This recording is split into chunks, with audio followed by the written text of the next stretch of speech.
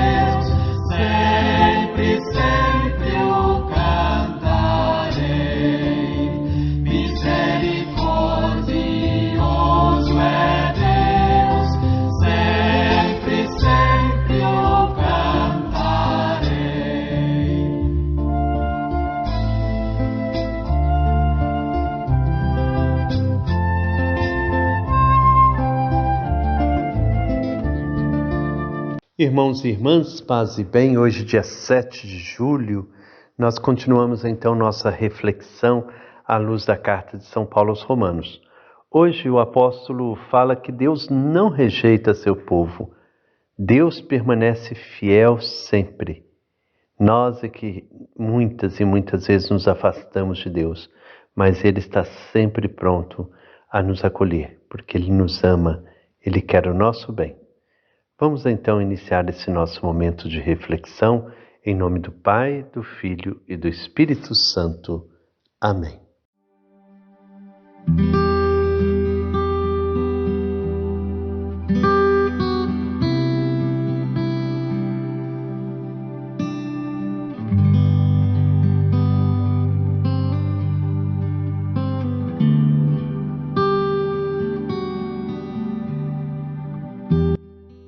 Senhor, seguindo os passos de Jesus Cristo, coloco-me a ouvir as palavras de Paulo apóstolo aos Romanos.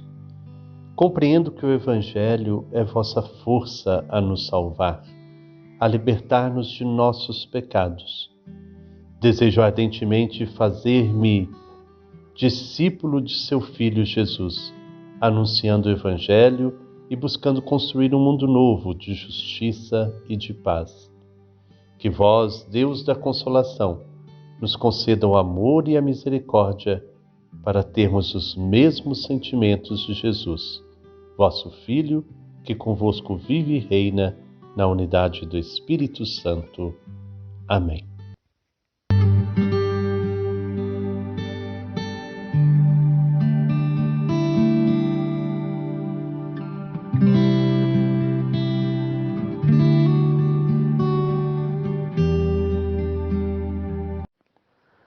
O texto que ilumina nossa reflexão de hoje está no capítulo 11, versículo 1 a 32. Um texto longo, mas bonito, em que Paulo afirma então a sua fé em Deus que jamais nos abandona. Vamos ouvi-lo. Quem irá proclamar será a Luciene de Betim, Minas Gerais. Ouçamos com atenção.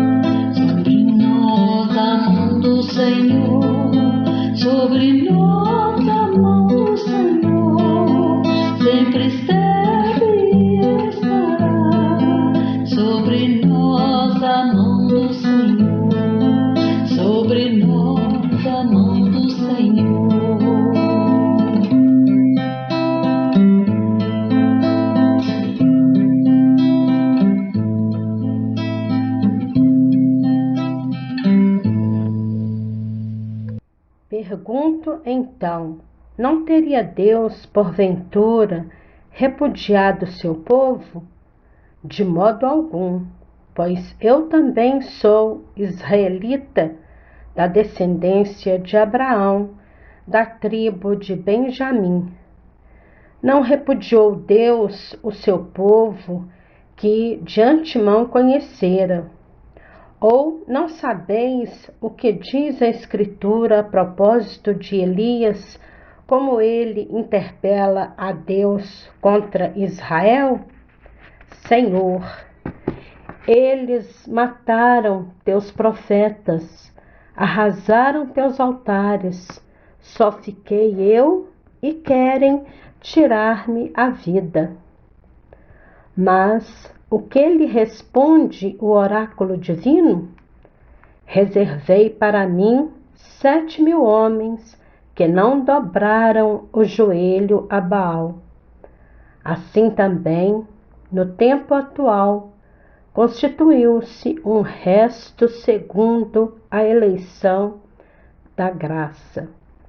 E, se por graça, tu é pelas obras. Do contrário, a graça não é mais graça. Que concluir? Aquilo a que tanto aspira, Israel não conseguiu. Conseguiram-no, porém, os escolhidos, e os demais ficaram endurecidos. Como está escrito, deu-lhes Deus um espírito de torpor, olhos para não verem, ouvidos para não ouvirem, até o dia de hoje. Diz também Davi, que sua mesa se transforme em cilada, em armadilha, em motivo de tropeço e justa paga, que seus olhos fiquem escuros para não verem, e faze que eles tenham sempre seu dorso encurvado. Então eu pergunto, teriam eles tropeçado para cair? De modo algum, mas da sua queda resultou a salvação dos gentios para lhes excitar o ciúme. E se a sua queda reverte em riqueza para o mundo e o seu esvaziamento em riqueza para os gentios, quanto maior fruto não dará a sua plenitude. E a vós, gentios, eu digo, enquanto apóstolo dos gentios, eu honro o meu ministério, na esperança de provocar o ciúme dos da minha raça e de salvar alguns deles. Pois, se a sua rejeição resultou na reconciliação do mundo, o que será seu acolhimento senão a vida que vem dos mortos? E se as primícias são santas, a massa também o será. E se as raízes são santas, os ramos também o serão. E se alguns dos ramos foram cortados fora, e tu, oliveira silvestre, foste enxertada entre eles, para te beneficiares com eles da seiva da oliveira, não te vanglories contra os ramos. E se te vanglorias, saibas que não és tu que sustentas a raiz, mas a raiz sustenta a ti. Porém, dirás, foram cortados os ramos para que eu fosse enxertada. Muito bem, eles foram cortados pela incredulidade e tu estás firme pela fé. Não te ensoberbeças, mas teme, porque se Deus não poupou os ramos naturais, nem a ti poupará. Vê então a bondade e a severidade de Deus, a severidade para com os que caíram, e a bondade de Deus para contigo, se perseverares na bondade. Do contrário, também tu serás cortado. E eles, se não permanecerem na incredulidade, serão enxertados, pois Deus é capaz de os enxertar novamente. Com efeito, se tu foste cortado da oliveira silvestre por natureza e contra a natureza, foste enxertado na oliveira mansa, com maior razão os ramos naturais serão enxertados na oliveira a que pertencem. Não quero que ignoreis, irmãos, este mistério, para que não vos tenhais na conta de sábios. O endurecimento atingiu uma parte de Israel até que chegue a plenitude dos gentios, e assim todo Israel será salvo, conforme está escrito. De Sião virá o libertador e afastará as impiedades de Jacó, e esta será minha aliança com eles, quanto eu tirar seus pecados. Quanto ao Evangelho, eles são inimigos por vossa causa, mas quanto à eleição, eles são amados por causa de seus pais, porque os dons e a vocação de Deus são sem arrependimento. Com efeito, como vós outrora fostes desobedientes a Deus e agora obtivestes misericórdia, graças à desobediência deles, assim também eles agora são desobedientes, graças à misericórdia exercida para convosco, a fim de que eles também obtenham misericórdia no tempo presente. Deus encerrou todos na desobediência para a todos fazer misericórdia. Esta passagem longa que acabamos de ouvir toca no ponto central da carta de Paulo aos Romanos: a paixão de Paulo pelos de sua raça. Esta é a questão fundamental. Será que Deus rejeitou o seu povo, visto que Israel não acreditou no anúncio do Evangelho? Para Paulo, não. Deus não rejeitou o seu povo.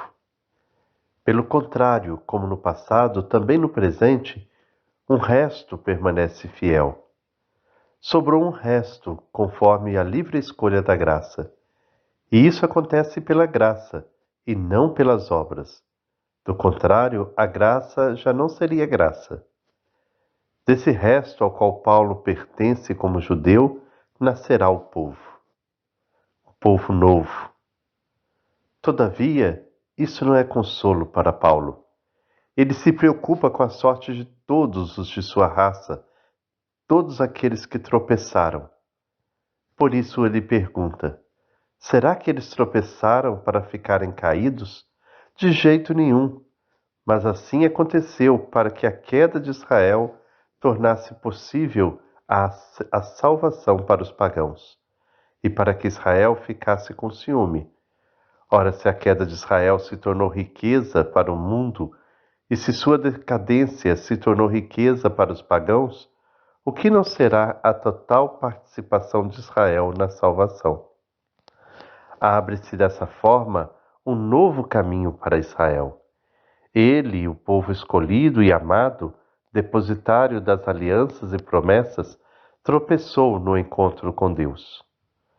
Sua queda favoreceu a aproximação dos pagãos. Como esposa de Javé, Israel ficará com ciúme e voltará ao seu esposo, permitindo dessa forma que o projeto de Deus abrace a humanidade inteira. Paulo afirma que ele próprio estimula esse ciúme para que Israel seja reintegrado. Quando isso acontecer, será como a ressurreição dos mortos. A atenção de Paulo se volta agora aos pagãos. Estes não têm que se gloriar, pois nasceram de Israel, considerado como primeiros frutos santos e raiz santa. Os pagãos são como ramos de oliveira selvagem, enxertados no lugar dos ramos cortados de Israel. Paulo crê que Israel voltará à sua condição primeira. Até quando vai durar essa situação, ele não sabe.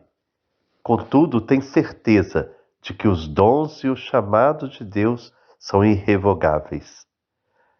Vai chegar o dia em que a misericórdia de Deus se voltará também para Israel, pois Deus encerrou todos na desobediência para ser misericordioso com todos. Para Paulo, então, a salvação ela é universal. Ela não se restringe ao povo de Israel, mas também não o exclui. Deus quer que todos sejam salvos. Bom dia, Eliane, bom dia, Frei Gilberto, bom dia, comunidade de fé. Você que reza com a gente nesta manhã de hoje, no campo e na cidade, paz e bem. Que bom, mais um momento, aprender junto aqui com o Frei Gilberto nesta manhã de hoje. Eliane, eu sempre ouvi essa leitura e nunca me dei conta dessa narrativa colocada hoje pelo Frei Gilberto. Somos também herdeiros do resto de Israel. É o povo que mantém a sua fidelidade a Deus. Deus nunca abandona seu povo. Então, as comunidades eclesial de base, com a sua história, com seu firmamento, né, que é o espaço que a gente encontra para rezar juntos, celebrar a vida, é esse resto de Israel. Paulo é muito feliz em traduzir para a gente de forma simples esse compromisso de um Deus que não esquece o seu povo.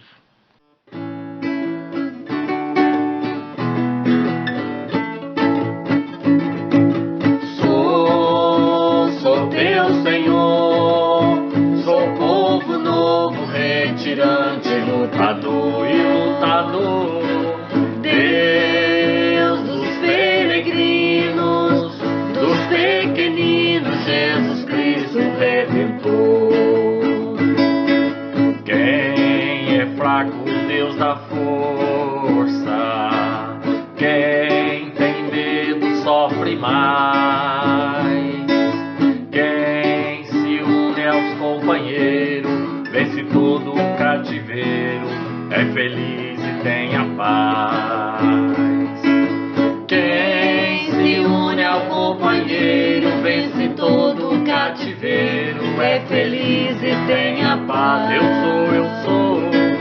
Sou teu Senhor, sou povo novo, retirante, lutador e lutador, Deus dos peregrinos, dos pequeninos, Jesus Cristo Redentor. Chegamos ao fim da nossa reflexão, que nós possamos ter sempre essa certeza de que Deus não nos abandona, que Deus está sempre conosco, Ele é fiel e Ele não muda. Que o Senhor nos abençoe em nome do Pai, do Filho e do Espírito Santo. Amém. Paz e bem.